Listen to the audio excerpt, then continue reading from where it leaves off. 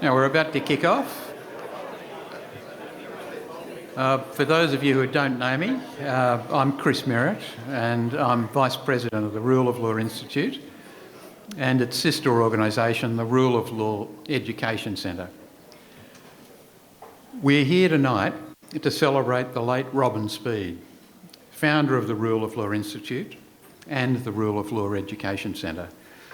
But before we start, I'd like to recognise Robin's widow Susan, his daughter Sally and other members of the Speed family who are here with us tonight. We've had apologies from Paul Kelly, who was last year's lecturer, Robin Speed Memorial Lecturer, as well as from Stephen and David Lowy, who are represented here tonight by John Fanning.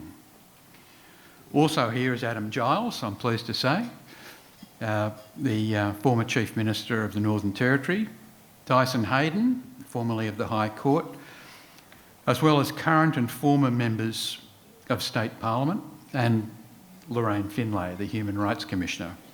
Welcome to you all. It's great to see such a good crowd. A little about Robin.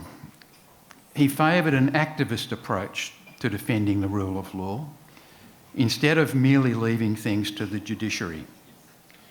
The judges do their best, but we all have a stake in the rule of law. Its defence, like the rule of law itself, is above politics. The organisations Robin founded take pride in the fact that we've criticised both sides of politics when they forget the principles that support our democracy. Defending the rule of law is not about gaining power and influence. It's about protecting Australians from the misuse of power.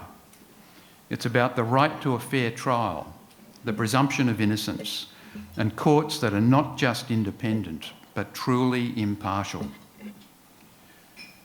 This year's Robin Speed lecture will be delivered by Walter Sofronoff, but before we get to the main event, I want to introduce Sally Layson, our Chief Executive, and some of the team who have made our work possible. Sally.